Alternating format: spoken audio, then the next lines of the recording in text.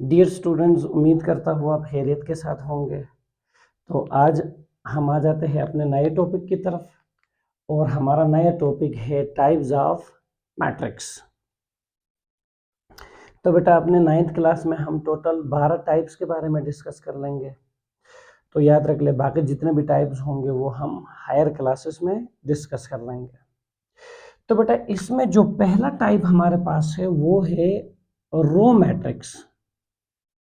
Row matrix, तो बेटा याद रख ले, ऐसा मैट्रिक्स जिसके अंदर सिर्फ एक ही रो हो उसको हम क्या कहते हैं? रो मैट्रिक्स कहते हैं। A matrix having only one row, a matrix having only one row, ऐसा मैट्रिक्स जिसके अंदर सिर्फ एक ही रो हो उसको हम कहते हैं बेटा रो मैट्रिक्स। नाम ही से जाहिर है, देखिए बेटा इसमें रो का लफ्ज यूज हुआ है। रो कहते हैं एक ही रो को, सिंगल रो को। जैसे बेटा मेरे पास ये एक मैट्रिक्स है 1 2 3, इसके अंदर सिर्फ एक ही रो है। इसी तरह बेटा देखे मेरे पास 1 2 एक ही रो है। इसी तरह बेटा देखे 0 -1 7 2 एक ही रो है। ये जितने भी मैट्रिक्स मैंने आपके सामने लिखा है ये सारे के सारे क्या है? रो मैट्रिक्स है। तो बेटा याद रख ले, रो मैट्रिक्स में रो की तादाद सिर्फ एक ही होगी, कॉलम जितने भी हो उससे हमारा कोई ताल्लुक नहीं है। इसी तरह बेटा दूसरा जो टाइप हमारे पास है that is column matrix. Column matrix, तो कॉलम मैट्रिक्स हमारे पास बेटा ऐसा मैट्रिक्स जिसके अंदर सिर्फ एक ही कॉलम हो। अ मैट्रिक्स हैविंग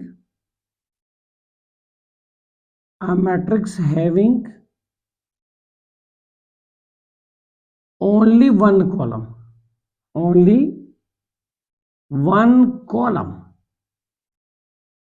ऐसा मैट्रिक्स जिसके अंदर सिर्फ एक ही कॉलम हो उस मैट्रिक्स को बेटा हम क्या कहते हैं?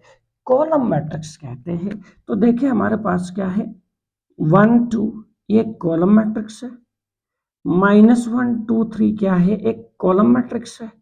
इसी तरह बेटा देखिए 7 3 2 5 क्या है? एक कॉलम मैट्रिक्स है। ये जितने भी आपके सामने मैंने लिखा है बेटा ये सारे के सारे क्या है? कॉलम मैट्रिक्स है। इसी तरह बेटा देखिए मैं यहाँ पे आपके सामने एक छोटा सा एग्जांपल लिख रहा हूँ। एक मैट्रिक्स मेरे पास ये है, ये। अब देखिए बेटा अगर देखा जाए तो इसके अंदर रो भी एक है, कॉलम भी एक है। तो देखे तो बेटा ये रो मैट्रिक्स को भी और कॉलम मैट्रिक्स को भी क्या कर रहा है? फुलफिल कर रहा है। तो बेटा याद रख ले, ये मेरे पास रो मैट्रिक्स भी है, रो मैट्रिक्स भी है, also column matrix, column matrix भी है। ये रो मैट्रिक्स भी है, कॉलम मैट्रिक्स भी है। और बेटा याद रख ले इसके अंदर हमारे पास सिर्फ एक ही एंट्री है, इसको कहते हैं सिंगलटन मैट्रिक्स। क्या कहते हैं? Singleton matrix, singleton matrix. अ matrix having only one entry, जिसके अंदर सिंगल एंट्री हो उसको हम कहते हैं singleton matrix. Having single entry, having single entry, single entry जिसके अंदर सिर्फ एक ही एंट्री हो उसको सिंगलटन मैट्रिक्स कहते हैं। और याद रख ले बेटा सिंगलटन मैट्रिक्स रो मैट्रिक्स भी होता है और ये कॉलम मैट्रिक्स भी होता है। इसके अंदर बेटा ये दोनों प्रॉपर्टीज पाए जाते हैं। तो वही मैट्रिक्स सिंगलटन मैट्रिक्स है जो एट अ टाइम रो भी है, कॉलम भी है। इस मैट्रिक्स के अलावा कोई ऐसा मैट्रिक्स आपको नहीं मिलेगा जो एट अ टाइम रो भी हो, कॉलम भी हो। ऐसा कोई मैट्रिक्स एग्जिस्ट नहीं करता है मां सिवाय सिंगलटन के, जो रो मैट्रिक्स भी है at a time, column matrix भी है। तो बेटा अब आप लोगों को लेके आ जाता हूं मैं टाइप नंबर 3 की तरफ। तो टाइप नंबर 3 बेटा हमारे पास है स्क्वायर मैट्रिक्स। स्क्वायर मैट्रिक्स, देखिए बेटा, स्क्वायर मैट्रिक्स ऐसा मैट्रिक्स जिसमें नंबर ऑफ रोज और कॉलम्स क्या होनी चाहिए, बराबर होना चाहिए। अ matrix having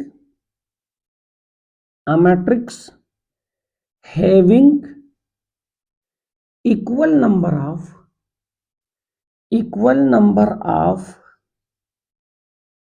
rows and columns,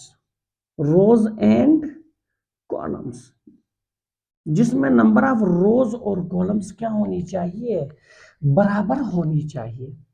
तो उस मैट्रिक्स को हम क्या कहते हैं, उस मैट्रिक्स को हम स्क्वायर मैट्रिक्स कहते हैं। जैसे बेटा देखिए, मेरे पास 1 2 3 और ये -1, इसमें 2 रोज है, 2 कॉलम्स है, 2 रोज 2 कॉलम्स, स्क्वायर मैट्रिक्स है। इसी तरह बेटा देखिए, 1 -1 3 2 1 7 4 3 2, देखे बेटा 3 रोज 3 कॉलम्स।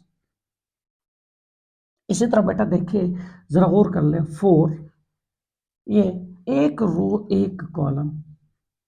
तो ये जितने भी मैट्रिसेस मैंने आपके सामने लिखा हुआ है, ये सारे के सारे क्या है, स्क्वायर मैट्रिक्स है। और बेटा इसके बारे में हमने अभी भी पढ़ लिया था कि भाई ये आपके पास सिंगलटन मैट्रिक्स है।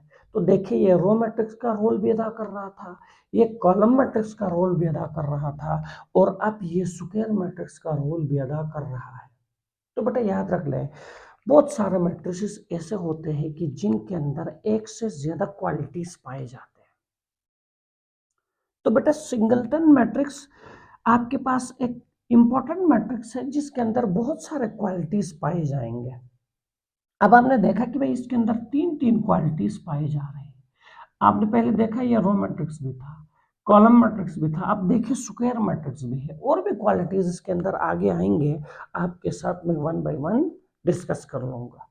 तो बेटा स्क्वायर मैट्रिक्स की जब हम बात कर लेते हैं, तो स्क्वायर मैट्रिक्स हमारे पास ऐसा मैट्रिक्स जिसमें नंबर ऑफ रोज और कॉलम्स क्या हो, इक्वल हो, उसको हम कहते हैं स्क्वायर मैट्रिक्स। एक छोटी सी बात आप अपने जहन में बिठाए, a matrix having order, a matrix having order m by n, ऐसा मैट्रिक्स जिसका ऑर्डर क्या हो, m by n। परेशान नहीं होना, m कोई भी पॉजिटिव इंटीजर है, n कोई भी पॉजिटिव इंटीजर है। जैसे इसका ऑर्डर 2 by 2, ये पॉजिटिव इंटीजर।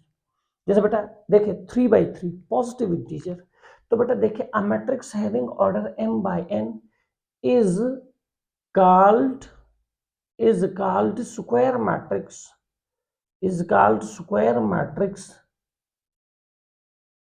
if m और n आपस में क्या हो, इक्वल हो। ये m किस चीज को शो करता है, नंबर ऑफ रोज को। ये n किस चीज को शो करता है, नंबर ऑफ कॉलम्स को। आपको मैंने ऑर्डर के बारे में बताया था, ऑर्डर बराबर होता है रोज बाई कॉलम। तो बेटा मेरे पास एक मैट्रिक्स है जिसमें m रोज है और n कॉलम्स है, और वो मैट्रिक्स स्क्वायर मैट्रिक्स होगा अगर m और n की तादाद आपस में बराबर हो, यानी नंबर ऑफ रोज और नंबर ऑफ कॉलम्स आपस में इक्वल हो।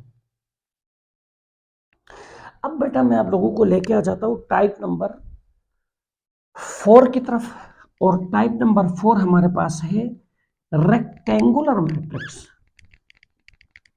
रेक्टेंगुलर मैट्रिक्स देखे बेटा, टाइप नंबर 4 रेक्टेंगुलर मैट्रिक्स।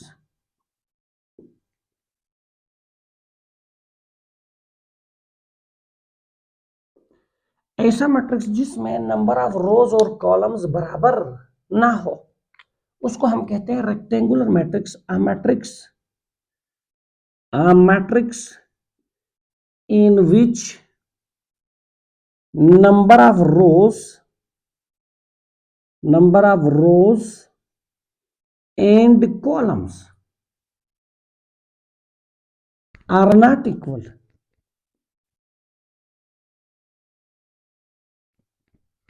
उस मैट्रिक्स को हम कहते हैं रेक्टेंगुलर मैट्रिक्स। जैसे बेटा देखिए, मेरे पास 1 2 3 -1 3 2 ऑर्डर इसका क्या है 2/3, इसमें 2 रोज है 3 कॉलम्स है, तो नंबर ऑफ रोज और कॉलम्स इक्वल नहीं है। इसी तरह बेटा देखिए मेरे पास आ जाता है 432 179 8 - 1 2। अब देखिए नंबर ऑफ रोज और कॉलम्स इक्वल नहीं है, इसका ऑर्डर 3/4 है। तो बेटा याद रख ले, हर वो मैट्रिक्स जिसमें नंबर ऑफ रोज और कॉलम्स डिफरेंट हो उन तमाम मैट्रिक्स को हम क्या कहते हैं, रेक्टेंगुलर मैट्रिक्स कहते हैं। तो बेटा अपने जहन में बैठाए अ matrix having order m/n is called rectangular matrix, if m is not equal to n।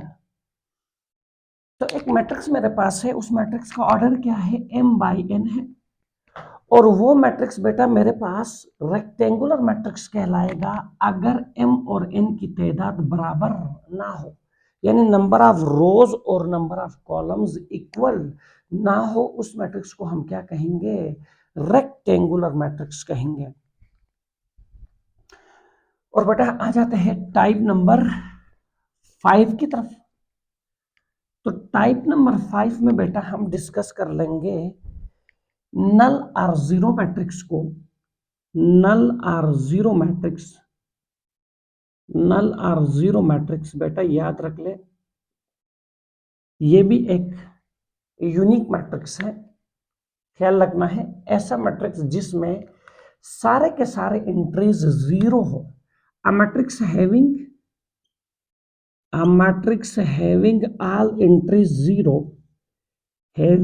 All entries zero, जिसके सारे के सारे एंट्रीज जीरो हो उसको हम क्या कहते हैं, नल मैट्रिक्स कहते हैं। और बेटा याद रख ले it is denoted by letter capital O. Null और जीरो मैट्रिक्स को हम लेटर कैपिटल ओ से डिनोट करते हैं।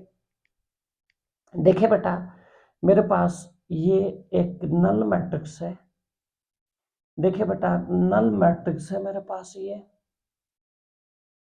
देखिए बेटा ये मेरे पास नल मैट्रिक्स है। बहुत सारे एग्जांपल्स हम दे सकते हैं। तो ये स्क्वायर भी हो सकता है, ये रेक्टेंगुलर भी हो सकता है, उससे हमारा कोई ताल्लुक नहीं है। इसके अंदर जितने भी एंट्रीज है सारे के सारे क्या होनी चाहिए, जीरो होना चाहिए। तो बेटा याद रख ले ऐसा मैट्रिक्स जिसके सारे एंट्रीज जीरो हो उसको हम कहते हैं नल मैट्रिक्स, या उसको हम कहते हैं जीरो मैट्रिक्स। तो ये हो गया बेटा हमारे पास टाइप नंबर 5। और अब मैं आप लोगों को लेके आ जाता हूं टाइप नंबर 6 की तरफ। और टाइप नंबर 6 में बेटा हम डिस्कस कर लेंगे नेगेटिव ऑफ मैट्रिक्स को डिस्कस कर लेंगे। नेगेटिव ऑफ मैट्रिक्स को हम डिस्कस कर लेंगे। नेगेटिव ऑफ मैट्रिक्स को हम डिस्कस कर लेंगे। देखिए बेटा सादा सा अल्फाज, देखिए आपके पास एक नंबर है 2, इसका नेगेटिव क्या होगा -2। इसी तरह बेटा देखिए 3, नेगेटिव क्या होगा -3। आप किसी भी नंबर का नेगेटिव निकाल लेते हो तो उसका साइन क्या करते हो, चेंज। इसी तरह -1 है तो इसका नेगेटिव क्या होगा, +1। अगर 0 है तो 0 का नेगेटिव क्या होगा, 0 खुद, क्योंकि आपको पता है ना भाई कि 0 is neither positive nor negative. जिस तरह बेटा देखें नंबर्स के केस में नेगेटिव निकालने के लिए हम साइन क्या करते हैं, चेंज करते हैं। इसी तरह बेटा मैट्रिक्स के अंदर भी हम क्या कर लेते हैं, एक मैट्रिक्स के नेगेटिव मैट्रिक्स निकालना हो तो बेटा उसके अंदर जितने भी एंट्रीज है तमाम एंट्रीज का साइन क्या करते हैं, चेंज करते हैं। तमाम एंट्रीज का जितने भी एंट्रीज है उन सारे एंट्रीज का साइन हम क्या करते हैं, चेंज करते हैं। तो बेटा याद रख लें अ matrix which is obtained by changing sign of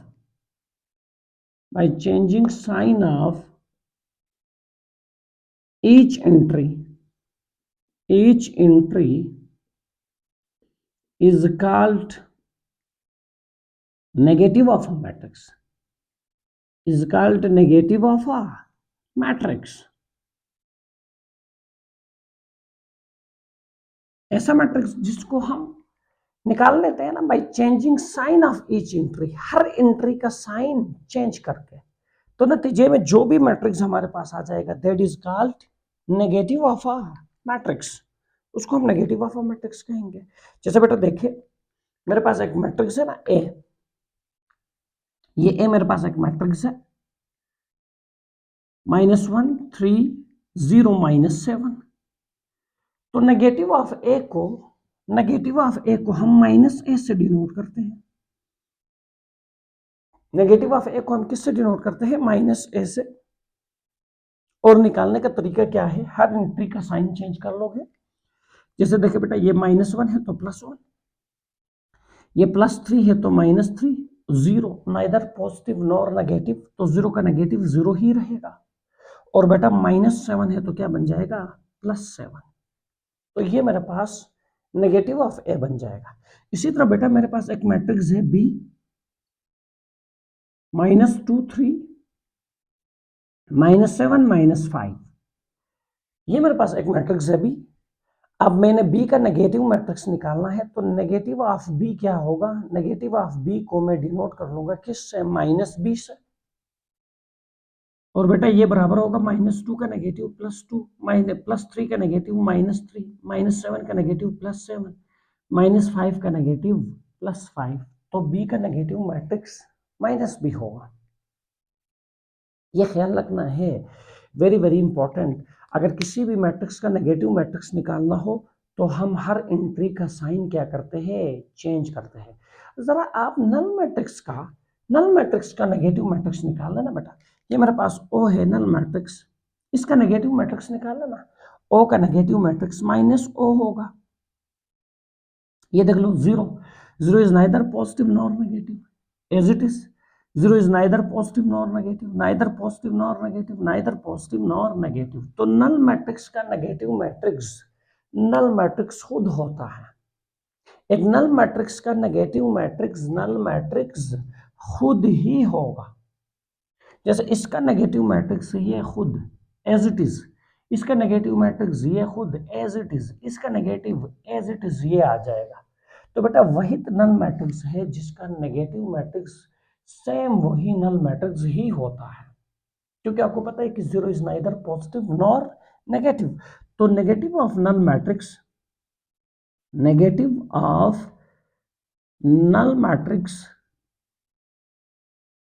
is null matrix itself, null matrix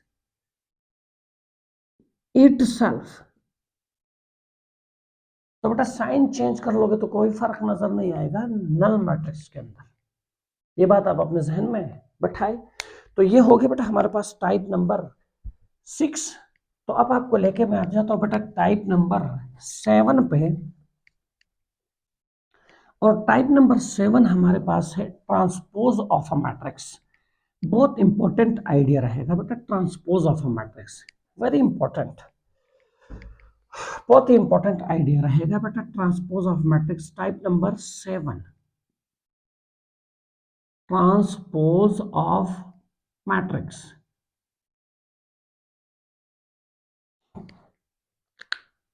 बेटा ट्रांसपोज की जब हम बात कर लेते हैं मैट्रिसेस के अंदर, तो ट्रांसपोज कहते हैं ट्रांसफर करने को, इंटरचेंज करने को, रोज को कॉलम्स के साथ इंटरचेंज करना या कॉलम्स को रोज के साथ इंटरचेंज करना क्या कहलाता है, ट्रांसपोज कहलाता है। A matrix which is obtained, a matrix which is obtained by interchanging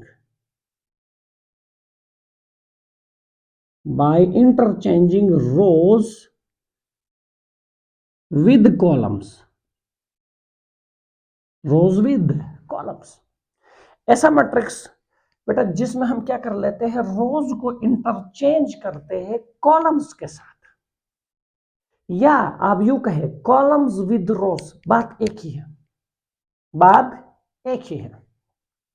तो matrix which is obtained by interchanging rows with columns or columns with rows, बात एक ही है। रोज को इंटरचेंज कर लो कॉलम्स के साथ, या कॉलम्स को इंटरचेंज कर लो रोज के साथ, तो नतीजे में जो भी मैट्रिक्स आ जाएगा that is called the transpose of matrix.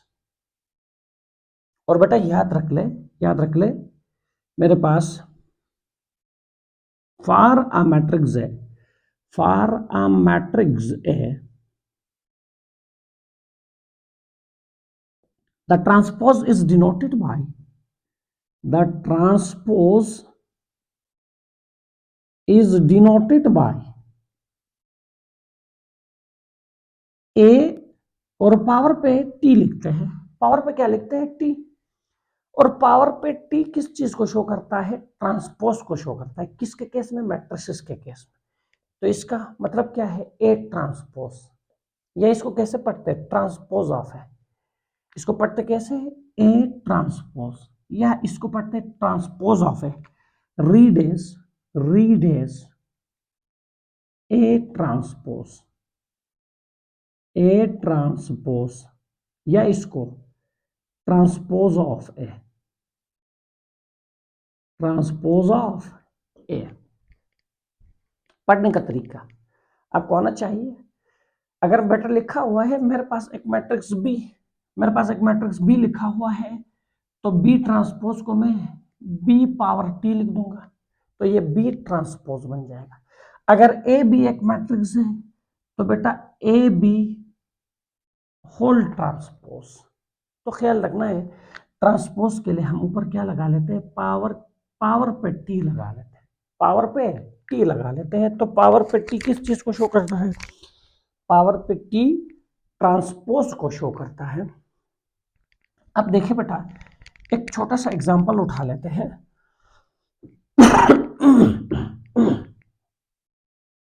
एक छोटा सा एग्जांपल उठा लेते हैं। देखिए बेटा मेरे पास ये एक मैट्रिक्स है,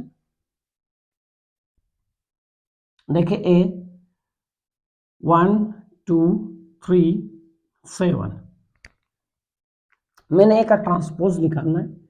तो बेटा देखिए ए का ट्रांसपोज, ये मेरे पास पहला रो है तो पहला कॉलम बन जाएगा, ये मेरे पास दूसरा रो है तो दूसरा कॉलम बन जाएगा, तो ये मेरे पास ए का ट्रांसपोज आ गया।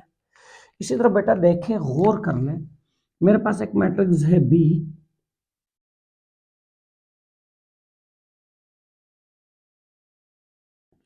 मैंने बी का ट्रांसपोज लेना है। तो बेटा देखिए बी का ट्रांसपोज क्या बन जाएगा, ये पहला रो है तो पहला कॉलम 1 2 3, ये दूसरा रो है तो दूसरा कॉलम बन जाएगा। तो ये मेरे पास आ गया बेटा बी का ट्रांसपोज। तो बस ये एक छोटा सा कंसेप्ट है, आप अपने जहन में बैठाए, रोज को हम इंटरचेंज करते हैं कॉलम्स के साथ, या कॉलम्स को इंटरचेंज करते हैं रोज के साथ, तो नतीजे में हमारे पास मैट्रिक्स का क्या आ जाता है, ट्रांसपोज आ जाता है। एक छोटा सा पॉइंट आप लोगों ने यहाँ पे गौर करना है। बेटा देखिए इसका ऑर्डर 2/2 है, ट्रांसपोज निकाल लिया तब भी ऑर्डर 2/2 है, तब भी ऑर्डर क्या है, 2/2 है। तो मैट्रिक्स स्क्वायर था, मैट्रिक्स स्क्वायर था, ट्रांसपोज निकाल लिया, ऑर्डर सेम रहा। मैट्रिक्स स्क्वायर था, ट्रांसपोज निकाल लिया, ऑर्डर सेम रहा। इसका ऑर्डर देखे बेटा 2/3, लेकिन जब मैंने इसका ट्रांसपोज निकाल लिया तो ऑर्डर क्या हो गया, 3/2। तो ऑर्डर क्या हो गया, चेंज हो गया, ऑर्डर क्या हो गया, चेंज हो गया। और चेंज कैसे हुआ, number of rose number of columns में तब्दील हो गए, number of columns number of रोज में तब्दील हो गए। चेंज कैसे हुआ जरा गौर कर ले, ऑर्डर 2/3 था तो ट्रांसपोज का ऑर्डर क्या बन गया, 3/2। तो ट्रांसपोज जब भी आप निकाल लोगे स्क्वायर मैट्रिक्स का, ऑर्डर जैसा था वैसा ही रहेगा। लेकिन बेटा रेक्टेंगुलर मैट्रिक्स का जब आप ट्रांसपोज निकाल लोगे तो ऑर्डर क्या हो जाता है, ऑर्डर रिवर्स हो जाता है। ऑर्डर क्या हो जाता है, रिवर्स हो जाता है। ये ख्याल रखना है, अपने जहन में बैठाना है। Very very important point, very very important point बेटा, ये आप अपने जहन में बैठाए। स्क्वायर मैट्रिक्स का ट्रांसपोज लेते हैं तो ऑर्डर चेंज नहीं होगा, ऑर्डर जैसा था वैसा ही रहेगा। लेकिन जो ही हम रेक्टेंगुलर मैट्रिक्स का ट्रांसपोज निकालेंगे, ऑर्डर चेंज हो जाएगा। और चेंज कैसे हो जाएगा, ऑर्डर रिवर्स होगा, उल्टा हो जाएगा। Number of rose number of columns बन जाएंगे, number of columns number of रोज में तब्दील हो जाएंगे। जैसे बेटा देखिए मेरे पास मैट्रिक्स सी है, अगर इसका ऑर्डर मेरे पास, अगर इसका ऑर्डर मेरे पास 3/4 हो, तो सी ट्रांसपोज का ऑर्डर क्या होना चाहिए, सी ट्रांसपोज का ऑर्डर होना चाहिए इसका उलट, यानी 4/3। ये ऑब्जेक्टिव में आपसे पूछा जाता है ना कि बेटा एक मैट्रिक्स है जिसका ऑर्डर 3/4 है, तो उसका जब हम ट्रांसपोज लेंगे तो उसका ऑर्डर क्या बन जाएगा, 4/3। इसी तरह बेटा मेरे पास एक मैट्रिक्स है, जरा गौर कर ले, एक मैट्रिक्स है मेरे पास M, उसका ऑर्डर है 3/3। तो M का जो ट्रांसपोज है उसका ऑर्डर क्या होगा, उसका ऑर्डर होगा 3/3। अगर मैट्रिक्स स्क्वायर है तो ऑर्डर सेम, ऑर्डर सेम। अगर मैट्रिक्स रेक्टेंगुलर है तो ऑर्डर रिवर्स, रिवर्स हो जाएगा। तो बेटा बिल्कुल मुख्तसर बात कर लेता हूं। देखिए मेरे पास एक मैट्रिक्स है, लेट सपोज एक मैट्रिक्स मेरे पास ए है, और ए का ऑर्डर मेरे पास m/n है। जनरली इस तरह के सवाल आपसे पूछे जाते हैं। ए का ऑर्डर मेरे पास m/n है, तो बेटा ए ट्रांसपोज का ऑर्डर क्या होगा, ए ट्रांसपोज का ऑर्डर क्या होगा, इसका रिवर्स n/m। बस ये एक छोटी सी बात है जो आप लोगों ने अपने जहन में बैठाना है, ठीक है बेटा। अब एक और पॉइंट ट्रांसपोज से रिलेटेड जो मैं आपके साथ डिस्कस कर लूंगा, एक्सरसाइज के अंदर लास्ट क्वेश्चन में ये यूज हो रहा है बेटा, ये बहुत इंपॉर्टेंट पॉइंट है। देखिए एक्सरसाइज के अंदर बेटा मैंने बताया ना लास्ट क्वेश्चन में मैं इसको इस्तेमाल कर रहा हूं। देखिए बेटा मैं आपको दे देता हूं एक मैट्रिक्स ए, ये एक मैट्रिक्स मैंने आपको दे दिया ए, ये ए मैंने आपको दे दिया, और बेटा मैं आपसे कहता हूं कि इस मैट्रिक्स का मुझे आप 2 दफा ट्रांसपोज निकाल के दे दो, इस मैट्रिक्स का मुझे आप 2 दफा ट्रांसपोज निकाल के दे दो। ये मैं आपसे सवाल करता हूं, इसका डबल ट्रांसपोज निकाल के देना है, तो देखिए क्या होगा।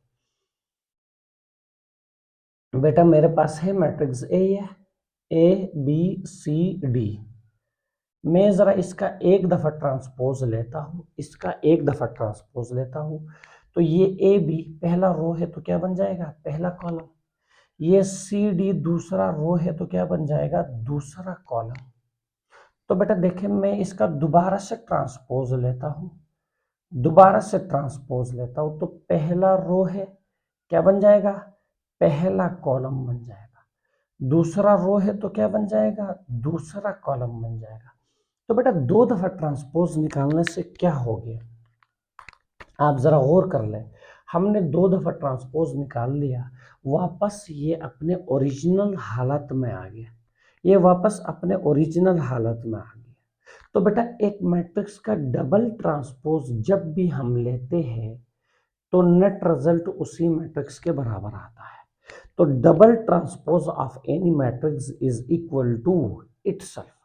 एक मैट्रिक्स का 2 दफा आप ट्रांसपोज निकालोगे, वापस वो अपने ओरिजिनल हालात में आ जाएगा, ओरिजिनल स्ट्रक्चर में आ जाएगा।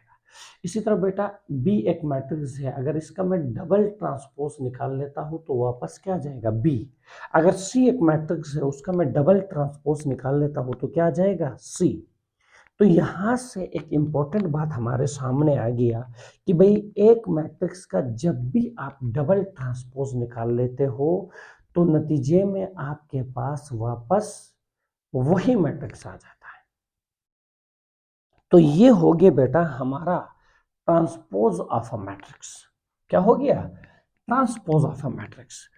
तो ये हो गए 7 टाइप्स हमारे। यहां तक बेटा हमारे 7 टाइप्स क्या हो गए? क्लियर हो गए। अब मैं आप लोगों को लेके जाता हूं बेटा बाकी 5 टाइप्स की तरफ। तो बाकी जो 5 टाइप्स हमारे पास बच जाते हैं उनमें हमारे पास एक है सिमेट्रिक मैट्रिक्स। क्या है? Symmetric matrix. सिमेट्रिक मैट्रिक्स बेटा याद रख लीजिए, ये भी बड़ा इंपॉर्टेंट कंसेप्ट है, एक्सरसाइज के अंदर बहुत ज्यादा यूज होगा सिमेट्रिक मैट्रिक्स। और याद रख लीजिए सिमेट्रिक मैट्रिक्स जितने भी होते हैं ये सारे के सारे स्क्वायर मैट्रिसेस होते हैं। They are square matrices. They are square matrices. ये सारे के सारे स्क्वायर मैट्रिसेस होते हैं। ये ख्याल रखना है बेटा, कोई रेक्टेंगुलर मैट्रिक्स सिमेट्रिक नहीं हो सकता। ये सिमेट्रिक का लफ्ज स्क्वायर मैट्रिसेस के लिए है। ठीक है बेटा, ये सिमेट्रिक का लफ्ज किसके लिए है? स्क्वायर मैट्रिसेस के लिए है। तो बेटा याद रख ले, a square matrix, a square matrix, a square matrix, a square matrix। जैसे एक मैट्रिक्स का नाम मैं रख दे देता हूं m, उस मैट्रिक्स का नाम मैंने क्या रख दिया? m रख दिया। यार मैट्रिक्स को नाम देने के लिए आप कोई भी कैपिटल लेटर यूज कर सकते हो, तो मैंने क्या यूज कर लिया? m। a square matrix capital M is called symmetric matrix, is called symmetric matrix if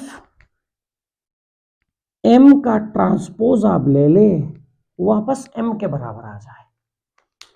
यानी एक मैट्रिक्स का आप ट्रांसपोज ले लो वापस वही मैट्रिक्स आ जाए, या तो ना m का ट्रांसपोज ले लो वापस m आ जाए, तो उस मैट्रिक्स को हम क्या कहते हैं? सिमेट्रिक मैट्रिक्स कहते हैं। यानी देखिए बेटा ये एक ऐसा मैट्रिक्स होता है जिसका ट्रांसपोज लेते हो तो वापस वही आपके पास आ जाता है, उसका स्ट्रक्चर चेंज नहीं होता है, मैट्रिक्स जैसा था वैसा ही रहेगा। जैसे मिसाल के तौर पे अगर मेरे पास ए एक मैट्रिक्स है, इसका ट्रांसपोज लेने से वापस ए आता है तो ये सिमेट्रिक है, अगर नहीं आता है तो सिमेट्रिक नहीं है। बी मेरे पास एक मैट्रिक्स है, अगर इसका ट्रांसपोज लेने से वापस बी आता है तो ये सिमेट्रिक है।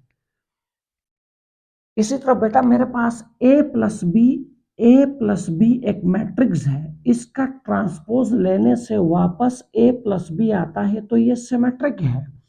इसी तरफ ए ट्रांसपोज प्लस बी, ये मेरे पास एक मैट्रिक्स है, अगर इसका ट्रांसपोज लेने से वापस यही आ जाए तो समझो ये सिमेट्रिक है। यानी ट्रांसपोज के नीचे जो भी है वापस वही आना चाहिए, ट्रांसपोज के नीचे जो भी है वापस वही आना चाहिए। देखिए ट्रांसपोज के नीचे m है तो वापस m आना चाहिए, ट्रांसपोज लेने से वापस m आना चाहिए, ट्रांसपोज लेने से वापस a आना चाहिए, ट्रांसपोज लेने से वापस b आना चाहिए, ट्रांसपोज लेने से वापस a प्लस बी आना चाहिए, ट्रांसपोज लेने से वापस यही स्ट्रक्चर आना चाहिए। तो ट्रांसपोज लेने से नीचे जो भी है वापस वही स्ट्रक्चर आगे आपको दोबारा से मिल जाता है, तो उसको हम कहते हैं सिमेट्रिक मैट्रिक्स। और ये सारे के सारे स्क्वायर मैट्रिसेस होते हैं। स्क्वायर मैट्रिसेस क्यों होते हैं? रेक्टेंगल क्यों नहीं हो सकते?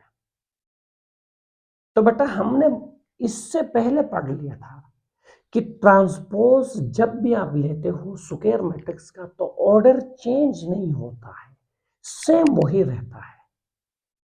तो स्क्वायर मैट्रिसेस के केस में वापस वही मैट्रिक्स आने के चांसेस बनते हैं, जबकि रेक्टेंगुलर मैट्रिक्स में जो ही आप ट्रांसपोज निकालते हो तो ऑर्डर चेंज हो जाता है।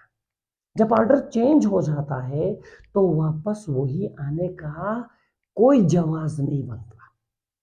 वापस वही आने के पॉसिबिलिटीज मुमकिन ही नहीं है। तो बेटा याद रख ले, सिमेट्रिक मैट्रिक्स हमेशा हमेशा के लिए स्क्वायर मैट्रिसेस होंगे, क्योंकि बेटा इनको चेक करने के लिए हम ट्रांसपोज का कंसेप्ट यूज करते हैं। तो जब आप ट्रांसपोज निकालते हो स्क्वायर मैट्रिक्स का, तो इससे पहले हमने डिस्कस कर लिया था ऑर्डर चेंज नहीं होगा। तो स्क्वायर मैट्रिसेस के केस में ये चांस बनता है कि ट्रांसपोज लेने से वापस वही आ जाए। रेक्टेंगुलर में ऐसा बिल्कुल भी चांस नहीं बनता। तो ख्याल रख लें, सिंपल सादा सा डेफिनेशन है, ऐसा मैट्रिक्स जिसका ट्रांसपोज उसी ही के बराबर हो तो उसको हम क्या कहते हैं, सिमेट्रिक मैट्रिक्स कहते हैं। और याद रख ले बेटा, एग्जाम्पल देने का एक स्पेशल तरीका है सिमेट्रिक मैट्रिसेस के केस में। सिमेट्रिक मैट्रिसेस के केस में एग्जाम्पल देने का एक स्पेशल तरीका है। जैसे देखिए बेटा, मेरे पास एक मैट्रिक्स है M, यहाँ पर मैं लिखता हूँ, कुछ भी लिख दे देता हूँ 1, और यहाँ पे मैं लिख दे देता हूँ 2। अब देखिए, ख्याल रखना है 2 by 2 में एग्जाम्पल देने का तरीका, जो कुछ यहाँ लिखा हुआ है उसी को यहाँ आपने लिखना है। और बेटा यहाँ पे 1 है तो यहाँ आप 1 लिखो ना लिखो कोई फर्क नहीं पड़ेगा। यहाँ अगर आप कुछ और भी लिख देते हो काम चलेगा, लेकिन ख्याल रखना है इन दोनों को सेम रखना बहुत लाजमी है, सेम होना चाहिए, मस्ट। अब आप इसका ट्रांसपोज ले लो, अब इसका ट्रांसपोज ले लो, ये पहला रो है पहला कॉलम बन जाएगा, ये दूसरा रो है दूसरा कॉलम बन जाएगा। तो बेटा देखिए, हमने ट्रांसपोज ले लिया, वापस वही आ रहा है, हमने ट्रांसपोज ले लिया, वापस वही आ रहा है। तो ये क्या है, ये एक सिमेट्रिक मैट्रिक्स है। और 2 by 2 में सिमेट्रिक का एग्जांपल आप कैसे दे दोगे बेटा, मैंने बताया ना, इस डायरेक्शन में 2 by 2 में इस डायरेक्शन में एंट्रीज को सेम रखना मस्ट है, सेम रखना मस्ट है। इस डायरेक्शन में एंट्रीज को सेम रखो ना रखो कोई फर्क नहीं पड़ेगा, हमेशा हमेशा के लिए सिमेट्रिक बन जाएगा। जैसे बेटा देखिए, बी एक मैट्रिक्स है, मैंने बताया ना, यहाँ पे मैं रखता हूँ 3, यहाँ पे मैं 5, यहाँ पे मैं 5। अगर इधर मैं 3 रख लूँ तब भी ये सिमेट्रिक है, अगर इधर मैं 3 के अलावा कुछ और रख लूँ तब भी ये सिमेट्रिक है, 100% श्योरिटी है। ख्याल रखना है, इस डायरेक्शन में एंट्रीज सेम रखना वेरी वेरी इंपॉर्टेंट। ये 2 by 2 का स्ट्रक्चर मैं बता रहा हूँ, 2 by 2 का स्ट्रक्चर बता रहा हूँ। इसी तरह बेटा 3 by 3 में, 3 by 3 में इसका एग्जाम्पल कैसे डिजाइन करता है, 3 by 3 में इसका एग्जाम्पल डिजाइन करने का तरीका क्या है, देखिए जरा 3 by 3 में भी आप लोगों को बता देता हूँ। 3 by 3 का अगर एक एग्जाम्पल मैं देना चाहता हूँ, लेट सपोज ए मेरे पास एक मैट्रिक्स है, यहाँ पे मैंने लिखा 1 2 3, 1 2 3। ख्याल रखना है बेटा, वेरी वेरी इंपॉर्टेंट, जो मेरा फर्स्ट रो है उसी को मैंने फर्स्ट कॉलम रखना है, जो मेरा फर्स्ट रो है उसी को मैंने फर्स्ट कॉलम रखना है। अगर फर्स्ट रो 1 2 3 है तो फर्स्ट कॉलम भी 1 2 3 होना चाहिए। 3 by 3 में, इसी तरह 4 by 4 में एग्जाम्पल देने का भी यही तरीका है। तो आप इन चीजों का ख्याल रखोगे, जो मेरा फर्स्ट रो है वही मेरा फर्स्ट कॉलम। अब रही बात, यहाँ पे मेरे पास 4 एंट्रीज है, 4 एंट्रीज है, अब मैंने इनको फिल करना है। मैंने बताया ना बेटा, जो फर्स्ट रो है वही फर्स्ट कॉलम।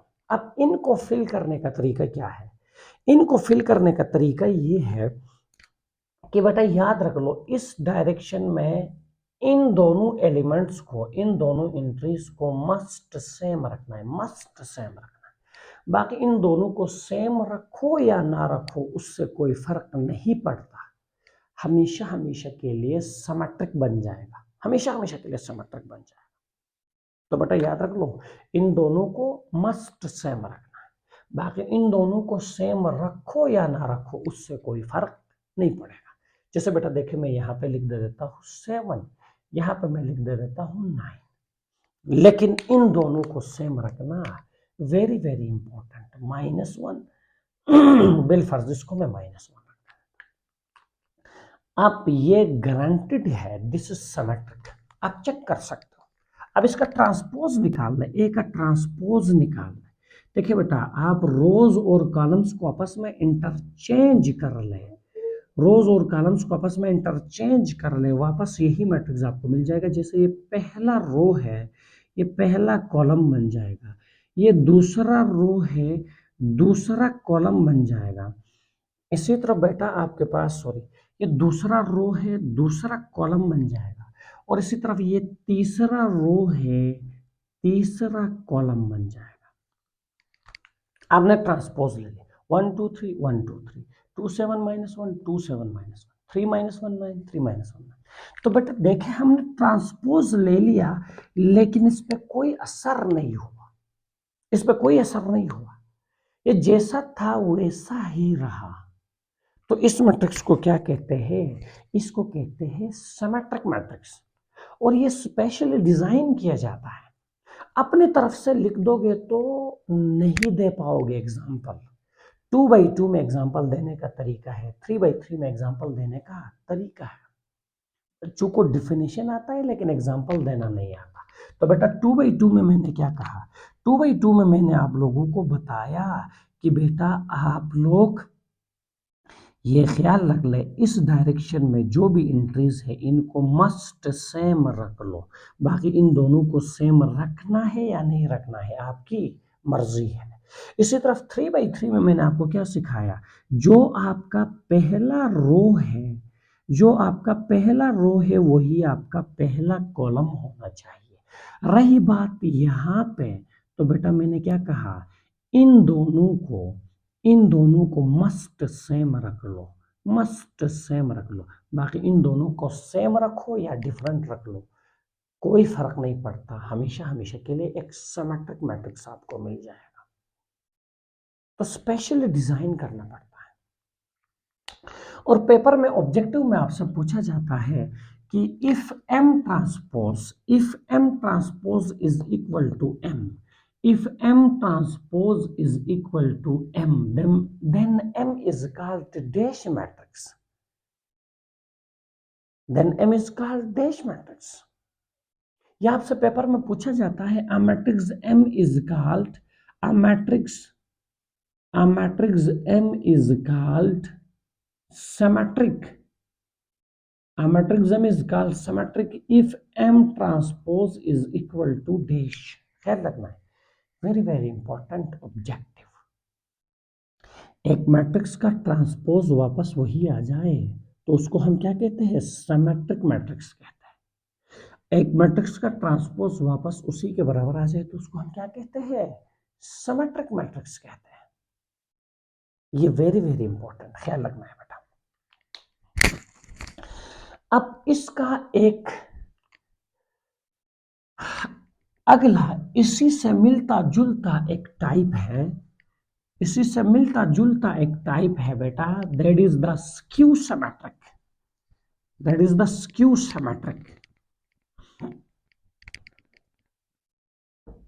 देखिए बेटा, इसी से मिलता जुलता है type number 9, skew symmetric, skew symmetric matrix. बेटा याद रख ले, इसी से मिलता जुलता है स्क्यू सिमेट्रिक।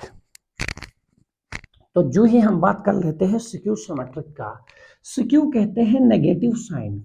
स्क्यू किसे कहते हैं? नेगेटिव साइन को स्क्यू कहते हैं। सिमेट्रिक के बारे में हमने पढ़ लिया है, ट्रांसपोज वापस वही आना चाहिए। तो स्क्यू सिमेट्रिक का मतलब क्या होना चाहिए? एक मैट्रिक्स का ट्रांसपोज ले लो, उसी के नेगेटिव मैट्रिक्स के बराबर आना चाहिए, उसी के नेगेटिव मैट्रिक्स के बराबर आना चाहिए। अगर यहाँ पे बी है तो ट्रांसपोज लेने से माइनस बी आना चाहिए, सी है तो ट्रांसपोज लेने से माइनस सी आना चाहिए। अगर लेट सपोज बेटा मेरे पास ए ट्रांसपोज प्लस बी है तो ट्रांसपोज लेने से इसका नेगेटिव यानी नीचे जो भी है इसका नेगेटिव आना चाहिए। बच्चे थोड़े से परेशान होते हैं, इनको बच्चे समझते हैं, लेकिन इधर आके बच्चे फंस जाते हैं। बेटा देखो, ट्रांसपोज के नीचे जो भी है उसका नेगेटिव आना चाहिए, ट्रांसपोज के नीचे जो भी है उसका नेगेटिव आना चाहिए। होल ट्रांसपोज के नीचे जो भी है उसका नेगेटिव आना चाहिए। होल ट्रांसपोज के नीचे जो भी है उसका नेगेटिव आना चाहिए। तो उसको हम क्या कहते हैं, स्क्यू सिमेट्रिक। जैसे बेटा देखिए मेरे पास अगर ए ट्रांसपोज माइनस ए है और याद रख लो होल ट्रांसपोज ये है, ये ट्रांसपोज तो जस्ट एक कंफ्यूजन क्रिएट करने के लिए हमने दे दिया। तो होल ट्रांसपोज के नीचे देखो क्या है, ए ट्रांसपोज माइनस ए, इसका नेगेटिव आना चाहिए, इसके नेगेटिव आना चाहिए। तो ऐसा मैट्रिक्स जिसका जब हम होल ट्रांसपोज ले ले तो उसी का नेगेटिव आगे हमें मिलना चाहिए। जैसे अगर बेटा बी है तो बी का होल ट्रांसपोज ले लो, आगे बी का नेगेटिव आना चाहिए। सी का होल ट्रांसपोज ले लो, सी नेगेटिव आना चाहिए। ए ट्रांसपोज प्लस बी का होल ट्रांसपोज ले ले तो इसका नेगेटिव आगे आपको मिलना चाहिए। तो जब एक मैट्रिक्स का ट्रांसपोज लेने से उसका नेगेटिव मैट्रिक्स आ जाए तो उसको हम क्या कहते हैं, उसको हम कहते हैं स्क्यू सिमेट्रिक। तो बेटा याद रख ले, a square matrix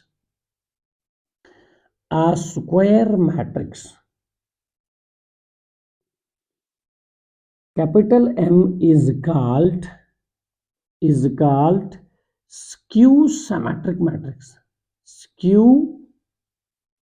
symmetric matrix if आप इसका होल ट्रांसपोज ले लो, यहां जो भी है उसका नेगेटिव आगे आना चाहिए, यहां जो भी है उसका नेगेटिव आगे आना चाहिए। तो उसको हम क्या कहेंगे, स्क्यू सिमेट्रिक कहेंगे। और बेटा याद रख ले, ये भी स्पेशली डिजाइन किए जाते हैं, स्पेशली डिजाइन किए जाते हैं। आप अपनी तरफ से अगर रैंडम वे पे मैट्रिसेस लिखते जाओगे तो एग्जांपल नहीं दे पाओगे। तो बेटा इनको स्पेशली डिजाइन किया जाता है और स्पेशली डिजाइन करने का तरीका मैं आपको सिखा देता हूँ 2x2 में।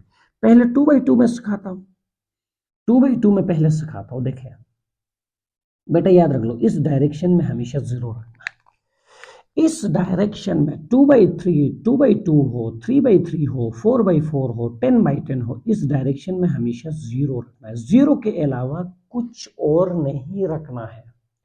अगर रखोगे तो बेटा स्क्यू सिमेट्रिक नहीं होगा, नहीं बना पाओगे। इस डायरेक्शन में आपने हमेशा जीरोज को रखना है, 0 के अलावा और कुछ नहीं रखना। अब रही बात यहां और यहां, इन दो जगहों में, तो बेटा याद रख लो, यहां और यहां आपने क्या रखना है, मैं आप लोगों के लिए बता देता हूं। जो एंट्रीज आप यहां रख लोगे, बेटा याद रख लो, जो एंट्रीज आप इस पोजीशन पे रख लोगे वो एक दूसरे के एडिटिव इन्वर्सेस होना चाहिए। एडिटिव इन्वर्स, वो एक दूसरे के एडिटिव इन्वर्स होना चाहिए। एडिटिव इन्वर्स का मतलब समझते हो ना भाई, साइन डिफरेंट होना चाहिए, मैग्नीट्यूड सेम होना चाहिए। एडिटिव इन्वर्स का मतलब क्या होता है, sign different magnitude same, sign different magnitude same. जैसे बेटा देखें, अगर इधर मैं रख दे देता हूं, अगर इधर मैं रख दे देता हूं 2, तो 2 का एडिटिव इन्वर्स क्या होना चाहिए, -2। पक्का पक्का स्क्यू सिमेट्रिक, पक्का पक्का स्क्यू सिमेट्रिक, 100% श्योरिटी है। जैसे बेटा देखे, आप इसका ट्रांसपोज निकाल लो, ये ए है, ए का ट्रांसपोज निकाल लो, ये पहला रो है तो क्या बन जाएगा, पहला कॉलम बन जाएगा। अब जरा गौर कर लो, दूसरा रो किस में तब्दील हो जाएगा, दूसरा रो दूसरे कॉलम, पहला रो पहला कॉलम, अब दूसरा रो दूसरा कॉलम बन जाएगा। अब जरा गौर कर लो, अब जरा बात को गौर कर लो, मैंने ट्रांसपोज ले लिया, इधर 0 तो उधर भी 0, इधर -2 है लेकिन इधर क्या है, +2 है। इधर देखो -2 है, इधर क्या है, +2 है। किस चीज का फर्क है, मैग्नीट्यूड सेम है लेकिन साइन डिफरेंट है। इधर देख लो 2 है, जबकि इधर क्या है -2 है। किस चीज का फर्क है? मैग्नीट्यूड सेम है, साइन डिफरेंट है। इधर 0 इधर 0, तो बेटा सब कुछ सेम है लेकिन साइन डिफरेंट है। साइन का फर्क हमें नजर आ रहा है, तो मैं क्या कर लेता हूं, यहां से नेगेटिव साइन को कॉमन निकाल लेता हूं। नेगेटिव साइन को मैं क्यों कॉमन निकालता हूं? क्योंकि बेटा इन दोनों में मैग्नीट्यूड सेम है लेकिन साइन का फर्क है। तो साइन का जो फर्क है उसको खत्म करने के लिए मैं यहां से नेगेटिव साइन को कॉमन निकाल लेता हूं, और जो ही मैं नेगेटिव साइन को कॉमन निकाल लेता हूं, अंदर इंक्रीज का साइन क्या होगा? चेंज। अब 0 है, 0 is neither positive nor negative, कोई साइन चेंज नहीं होगा। ये -2 है तो किस में कन्वर्ट होगा? +2 में, क्योंकि हमने नेगेटिव साइन को कॉमन निकाल लिया। अब देखो ये +2 है तो क्या बन जाएगा? -2, और बेटा ये 0 है तो 0 ही रहेगा। तो बेटा इन दोनों में साइन का डिफरेंस हमें नजर आ रहा था। अब उस डिफरेंस को खत्म करने के लिए मैंने यहां से नेगेटिव साइन को कॉमन निकाल लिया, और आपको पता है जो ही हम नेगेटिव साइन को कॉमन निकाल लेते हैं अंदर साइन चेंज हो जाते हैं। अब जरा देख लो, इधर 0 है इधर भी 0, इधर 2 है इधर भी 2, इधर -2 है इधर भी -2, इधर 0 इधर भी 0। तो बेटा जरा गौर कर ले, ये नेगेटिव अपने जगह पे, लेकिन यहाँ जो मेरे पास बना हुआ है, यहाँ जो मेरे पास बना हुआ है वो आप देखिए सेम यही बना हुआ है, और इसका नाम क्या है? ए। इसका नाम क्या है? ए। तो मैट्रिक्स का हमने ट्रांसपोज लिया, रिजल्ट इसका नेगेटिव आया। रिजल्ट इसका क्या गया? नेगेटिव आया। तो इस मैट्रिक्स को हम क्या कहते हैं? इस मैट्रिक्स को हम कहते हैं स्क्यू सिमेट्रिक मैट्रिक्स। और बेटा ये स्पेशली डिजाइन करना पड़ता है, स्पेशली डिजाइन करना पड़ता है। रैंडम लिखना शुरू कर लोगे तो कभी भी एग्जाम्पल नहीं दे पाओगे। जैसे बेटा मैं एक और एग्जाम्पल 3/3 में आपको सिखाता हूँ। 2/2 में सिखाया ना भाई, 2/2 में क्या कहा? इधर 0 इस पोजीशन में 2/2 हो, 3/3 हो, 10/10 हो, 0, और इधर एक दूसरे के एडिटिव इनवर्सेस। ये देख लो मैं 3/3 का एग्जांपल दे रहा हूं। बेटा याद रख लो 0 0 0, ख्याल 0 के अलावा और कुछ नहीं रखना। अब रही बात इधर, इसके ऊपर आगे इधर और इधर क्या रखना है, ये देख लो, ये देख लो। और ख्याल रखना है यहाँ जो भी आप रखोगे, यहाँ जो भी आप रखोगे, ये ख्याल रख लो, ये बात अपने जहन में बैठाओ, यहाँ ऊपर जो भी आप रखोगे इनके एडिटिव इनवर्सेस को नीचे रखना है। इनके एडिटिव इनवर्सेस को नीचे रखना है। 3/3 हो, 4/4 हो, एक दूसरे के एडिटिव इनवर्सेस होना चाहिए। एडिटिव इनवर्सेस यानी साइन डिफरेंट होना चाहिए लेकिन मैग्नीट्यूड सेम। 4/4 में भी यही तरीका है, 5/5 में भी यही तरीका है। जैसे बेटा अगर इधर मैं लिख देता हूं लेट सपोज -3, तो -3 का एडिटिव इनवर्स +3। इधर मैं लिख देता हूं 5, तो 5 का एडिटिव इनवर्स -5। अगर इधर मैं 7 लिख देता हूं तो 7 का एडिटिव इनवर्स -7। पक्का पक्का ये स्क्यू सिमेट्रिक है, इसकी 100% श्योरिटी है। 100% श्योरिटी बेटा मैंने आप लोगों को बताया ना, 100% श्योरिटी आपको मैं दे रहा हूं, ये स्क्यू सिमेट्रिक है। ये स्क्यू सिमेट्रिक है, डिजाइन करने का तरीका है 3/3 में। 3/3 में डिजाइन करने का तरीका है। तो भाई देखो मैंने क्या कहा, इस डायरेक्शन में 0, ऊपर जो भी लिख दे देते हो उनके नेगेटिव, उनके एडिटिव इनवर्सेस नीचे लिखना है। आप इसका ट्रांसपोज ले लो, इसका ट्रांसपोज ले लो, ये पहला रो है, पहला कॉलम बन जाएगा। ये दूसरा रो है, दूसरा कॉलम बन जाएगा। ये तीसरा रो है, तीसरा कॉलम बन जाएगा। आप चेक कर लें। अब इन दोनों को कंपेयर कर लो, 0 0 +3 -3, देखिए +3 -3, इंट्रीज सेम है, साइन का फर्क, -5 +5, इंट्रीज सेम, साइन का फर्क। ये देख ले -3 +3, इंट्रीज सेम, साइन का फर्क, 0 0, ये 7, ये -7, इंट्री से साइन का फर्क। तो बेटा इन दोनों में हमें सिर्फ और सिर्फ साइन का डिफरेंस नजर आ रहा है, तो उस डिफरेंस को खत्म करने के लिए मैं यहां से नेगेटिव साइन को कॉमन निकाल लेता हूं, नेगेटिव साइन को कॉमन निकाल लेता हूं। तो बेटा जो ही मैं नेगेटिव साइन को कॉमन निकाल लूंगा, अंदर साइन क्या हो जाएंगे, चेंज, +3 -3, ये -5 है तो क्या बन जाएगा, +5, ये -3 क्या बन जाएगा, +3, 0 is neither positive nor negative, -7 +7, ये +5 -5, ये +7 -7, 0 is neither positive nor negative. तो बेटा आपके पास क्या है, जरा गौर कर लें, वापस यही बन गया, वापस यही बन गया। अब चेक कर सकते हो। तो बेटा हमने ले लिया बी का ट्रांसपोज, तो नतीजे में बी का नेगेटिव मैट्रिक्स आ गया, नतीजे में बी का नेगेटिव मैट्रिक्स आ गया। तो बेटा याद रख लो, ऐसा मैट्रिक्स जिसका ट्रांसपोज लेने से वापस उसी का नेगेटिव आ जाए, उसको हम क्या कहते हैं, स्क्यू सिमेट्रिक मैट्रिक्स कहते हैं। तो बेटा ये हो गया हमारे पास टाइप नंबर कौन सा, टाइप नंबर 9, टाइप नंबर 9। अब बेटा आप लोगों को लेके मैं आ जाता हूं टाइप नंबर 10 की तरफ, और टाइप नंबर 10 हमारे पास है डायगोनल मैट्रिक्स। ख्याल रखना है, डायगोनल मैट्रिक्स। टाइप नंबर 10 हमारे पास आ जाता है डायगोनल मैट्रिक्स, डायगोनल मैट्रिक्स। बेटा याद रख ले, डायगोनल मैट्रिक्स डायगोनल से निकला हुआ है। किससे निकला हुआ है, डायगोनल से निकला हुआ है। डायगोनल मैट्रिक्स डायगोनल से निकला हुआ है, ख्याल रखना है, डायगोनल से निकला हुआ है। और जब हम डायगोनल की बात कर लेते हैं तो डायगोनल हमेशा स्क्वायर मैट्रिक्स का होता है। Diagonal exist, diagonal exist only in square matrix, only in square matrix.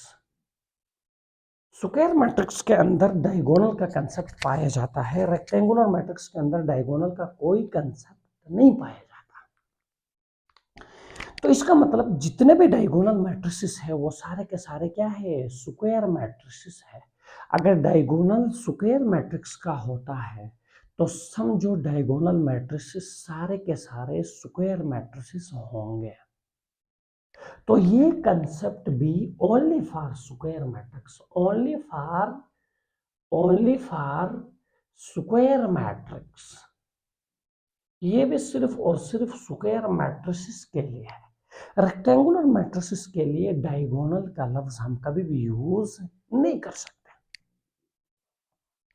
और याद रख ले बेटा, एक स्क्वायर मैट्रिक्स के दो डायगोनल्स होते हैं, two diagonals in case of square matrix, two diagonals, two diagonals exist in square matrix, exist in square matrix। Square matrices के अंदर दो डायगोनल्स पाए जाते हैं, दो डायगोनल्स स्क्वायर मैट्रिसेस के अंदर पाए जाते हैं। एक बेटा याद रख ले जरा, ए बी सी डी, जरा गौर कर ले। एक बेटा ये वाला डायगोनल है, ये इस कर्नर को इस कर्नर के साथ मिलाओ, इस कर्नर को सीधे इस कर्नर के साथ मिलाओ तो एक डायगोनल ये बन जाता है। इस कर्नर को सीधा इस कर्नर के साथ मिलाए तो एक डायगोनल ये बन जाता है। इसको कहते हैं मेन डायगोनल। क्या कहते हैं, मेन डायगोनल, या इसको कहते हैं प्रिंसिपल डायगोनल, प्रिंसिपल डायगोनल, या इसको कहते हैं लीडिंग डायगोनल। क्या कहते हैं, लीडिंग डायगोनल, ख्याल रखना है, या इसको कहते हैं लीडिंग डायगोनल, लीडिंग डायगोनल कहते हैं। तो एक ही चीज के तीन नाम आ गए, इसको कहते हैं मेन डायगोनल, या इसको कहते हैं प्रिंसिपल डायगोनल, या इसको कहते हैं लीडिंग डायगोनल।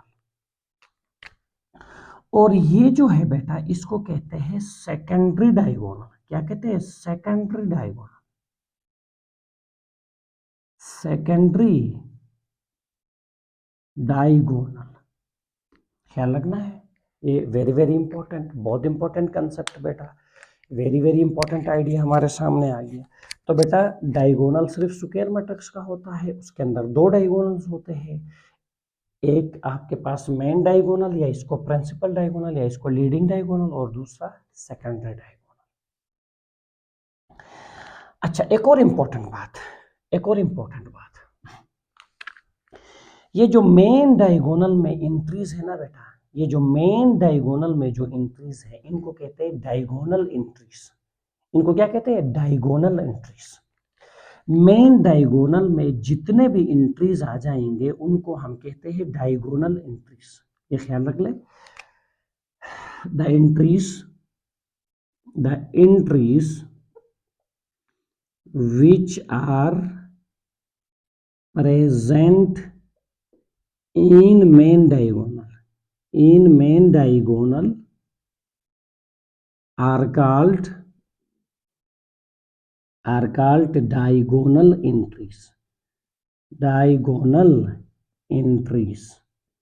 ये ख्याल रखना है, मेन डायगोनल या प्रिंसिपल डायगोनल या लीडिंग डायगोनल में जो जो एंट्रीज पाए जाते हैं उनको कहते हैं डायगोनल एंट्रीज।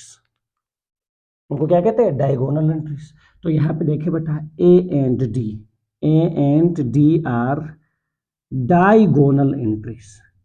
ये ए और डी हमारे पास क्या है? डायगोनल एंट्रीज है, ये हमारे पास डायगोनल एंट्रीज है। ख्याल रख ले, main diagonal, principal diagonal, leading diagonal में जो जो एंट्रीज हमारे पास पाए जाते हैं उनको हम डायगोनल एंट्रीज कहते हैं। ठीक है बेटा। बाकी जो एंट्रीज जो मेन डायगोनल के अबव, मेन डायगोनल के बिलो जितने भी एंट्रीज हैं, ठीक है बेटा, मेन डायगोनल के अबव, मेन डायगोनल के बिलो जितने भी एंट्रीज है उनको हम नॉन डायगोनल एंट्रीज कहते हैं। ठीक है बेटा। All the entries which lies above the main diagonal or below the main diagonal। Main diagonal के ऊपर, मेन डायगोनल के नीचे जितने भी एंट्रीज है they are called non diagonal entries. तो बेटा ये बात भी आप लोग अपने जहन में बैठाएं, ये बात भी आप अपने जहन में बैठाएं कि जितने भी एंट्रीज जो मेन डायगोनल के ऊपर होंगे या मेन डायगोनल के नीचे होंगे उनको हम क्या कहेंगे? नॉन डायगोनल एंट्रीज कहेंगे। जैसे बेटा देखे मेरे पास ये एक मैट्रिक्स है ए बी सी डी, आप गौर कर लें, इसमें डायगोनल एंट्रीज कौन कौन से है? ए डी डायगोनल एंट्रीज है, डायगोनल एंट्रीज, जबकि बेटा B C non diagonal entries, non diagonal entries. ख्याल रखना है, वेरी वेरी इंपॉर्टेंट, बहुत इंपॉर्टेंट आइडिया है। इसी तरह बेटा मैं आपके सामने यहाँ पे लिख दे देता हूँ A B C D E F G H I. जरा गौर कर ले, डायगोनल एंट्रीज कौन कौन से है ये देख ले। ये डायगोनल एंट्रीज, ये डायगोनल एंट्रीज है। मैंने कहा इस कर्नर को इस कर्नर के साथ मिलाओ, तो बेटा देखे ए ई आई ये डायगोनल एंट्रीज है। बाकी देखे बेटा मेन डायगोनल के ऊपर और मेन डायगोनल के नीचे जितने भी एंट्रीज है उनको हम क्या कहेंगे? Non diagonal entries. तो अब हम डायगोनल मैट्रिक्स को आसानी के साथ डिफाइन कर सकते हैं। तो बेटा देखें diagonal matrix, a square matrix, a square matrix, a square matrix is called a diagonal matrix, a diagonal matrix if दो बातें खास ख्याल रखना है डायगोनल मैट्रिक्स के लिए, दो बातें। All non diagonal entries must be zero, all non diagonal entries must be zero. Non diagonal entries जितने भी है वो सारे के सारे जीरो होनी चाहिए। यानी मेन डायगोनल के ऊपर मेन डायगोनल के नीचे जितने भी एंट्रीज है सारे के सारे क्या होना चाहिए, जीरो होना चाहिए। जैसे बेटा देखे ये मैं 2/2 में एग्जांपल दे रहा हूँ, 2/2 में एग्जांपल दे रहा हूँ। देखे बेटा 2/2 में आपको एग्जांपल दे रहा हूँ। ये तो डायगोनल एंट्रीज है, डायगोनल के ऊपर और डायगोनल के नीचे जितने भी एंट्रीज है वो सारे के सारे जीरो होनी चाहिए। नॉन डायगोनल एंट्रीज सारे के सारे क्या होना चाहिए, जीरो। इसी तरह बेटा मैं 3/3 में एग्जांपल दे दूं तो ये देखे 3/3 में ये आपके पास क्या आ गए, मेन डायगोनल एंट्रीज, ठीक है, जिनको हम डायगोनल एंट्रीज कहते हैं।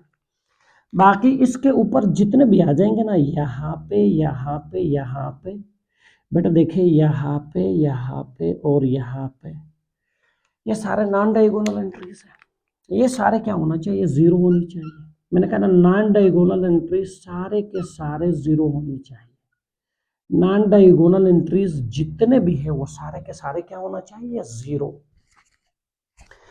अब देखें नॉन डायगोनल एंट्रीज तो सारे जीरो बन गए हैं। अब आ जाते हैं डायगोनल एंट्रीज की तरफ। डायगोनल एंट्रीज को क्या होना चाहिए, देखते हैं। At least one non zero entry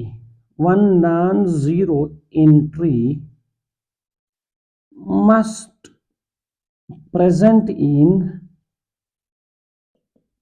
main diagonal।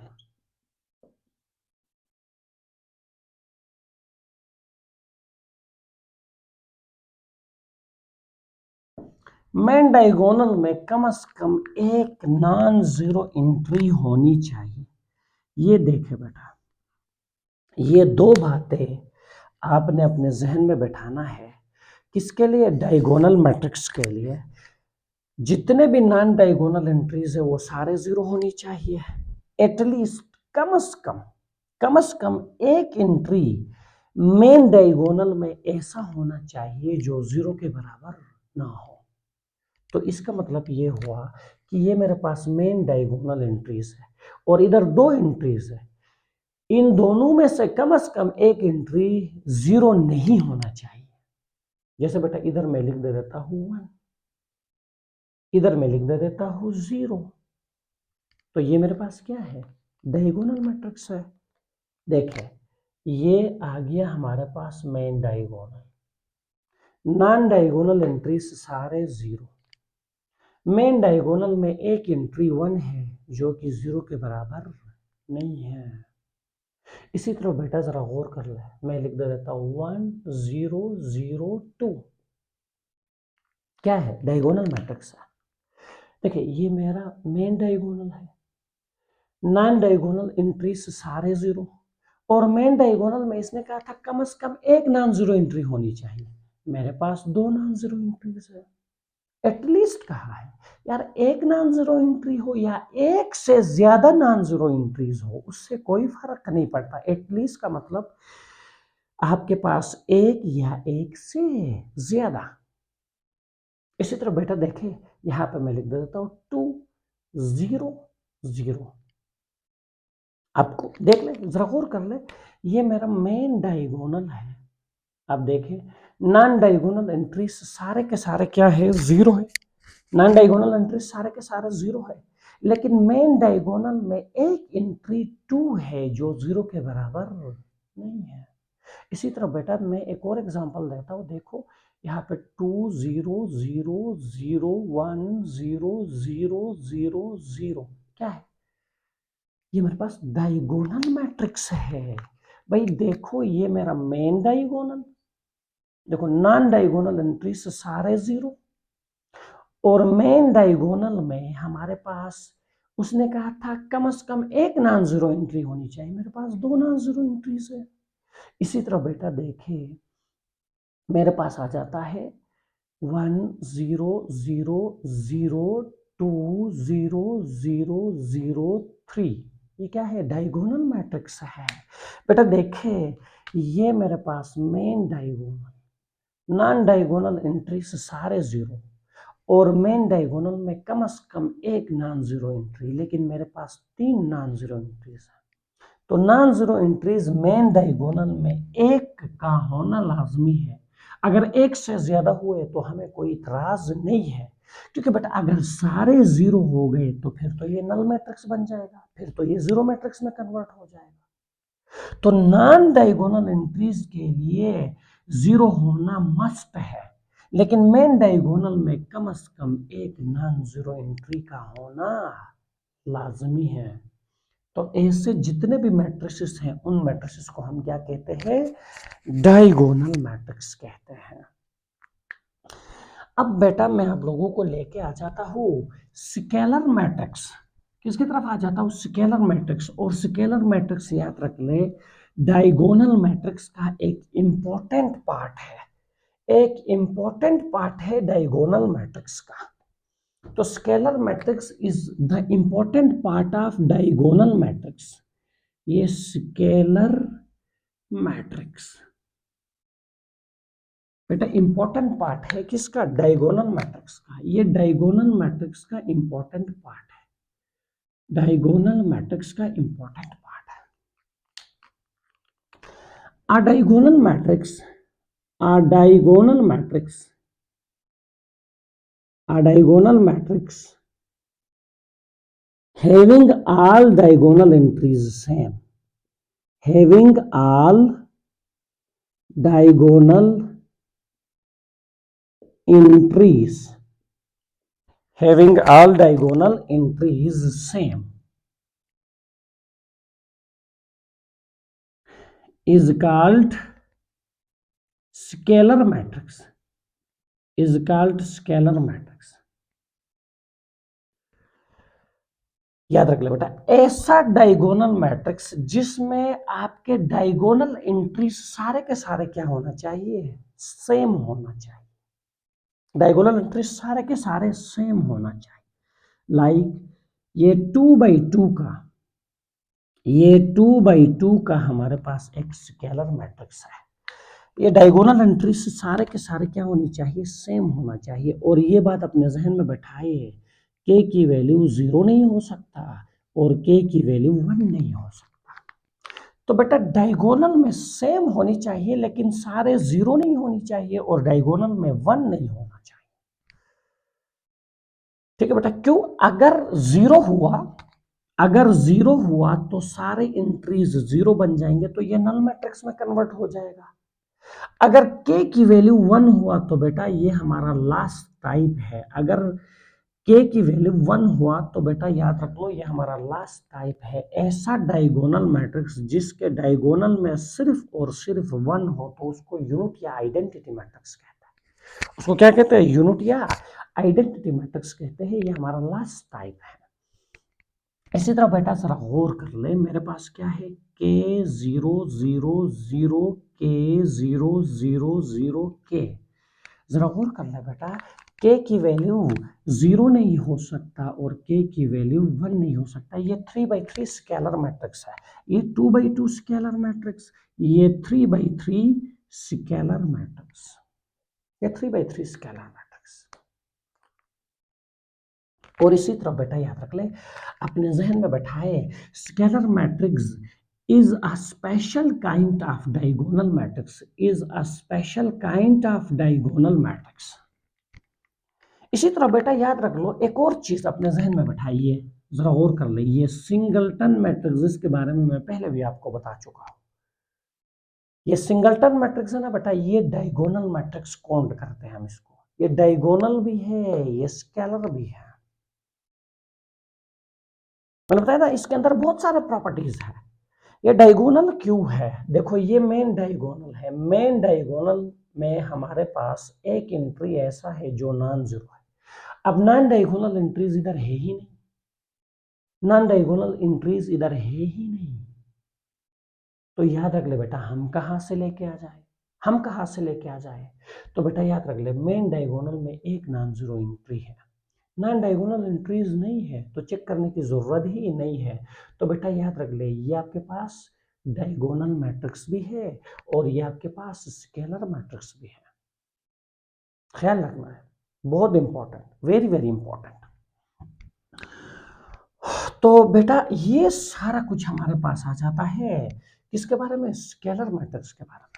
तो याद रख लो, every scalar matrix is a diagonal matrix, अपने जहन में बैठाए, very very important.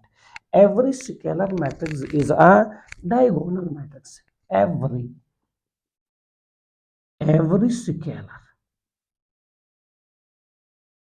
Matrix is a diagonal matrix.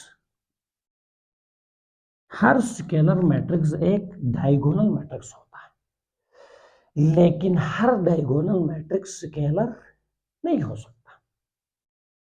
हर स्केलर मैट्रिक्स डायगोनल जरूर होता है, क्योंकि बेटा मैंने आपको बताया ना, स्केलर मैट्रिक्स किसका एक स्पेशल काइंड है, डायगोनल मैट्रिक्स का एक स्पेशल काइंड है। तो इसका मतलब ये हुआ जितने भी स्केलर है वो सारे डायगोनल हो सकते हैं, लेकिन हर डायगोनल मैट्रिक्स का स्केलर होना लाजमी नहीं है, ख्याल रखना है। जिस तरफ जरा गौर कर ले, मैंने आपको नहीं बताया, ये देख लो, ये एक डायगोनल मैट्रिक्स है लेकिन स्केलर नहीं है। स्केलर के लिए आपके डायगोनल एंट्रीज क्या होना चाहिए, ये सेम होनी चाहिए। तो ये डायगोनल है लेकिन स्केलर नहीं है। ये देखो, स्केलर भी है डायगोनल भी है, स्केलर भी है डायगोनल भी है। Every scalar matrix is a diagonal matrix. ये बात आप अपने जहन में बैठाए। आखिरी आखिरी टाइप बेटा, आखिरी टाइप हमारे पास type number 12, last type, unit or identity matrix. Unit or identity matrix. तो unit or identity matrix type number 12 देखे बेटा। Unit or identity matrix. A diagonal matrix, a diagonal matrix, diagonal matrix having all entries 1 in main diagonal, ऐसा diagonal matrix जिसके main diagonal में सारे के सारे entries क्या होनी चाहिए, 1। सारे के सारे एंट्रीज क्या होना चाहिए, 1। उसको हम क्या कहते हैं, यूनिट आर आइडेंटिटी मैट्रिक्स कहते हैं। क्या कहते हैं, unit or identity matrix, denoted by capital I. Unit or identity matrix को हम कैपिटल आई से डिनोट करते हैं। ये देख लो बेटा, ये आपके पास ये 2/2 का यूनिट या आइडेंटिटी मैट्रिक्स है।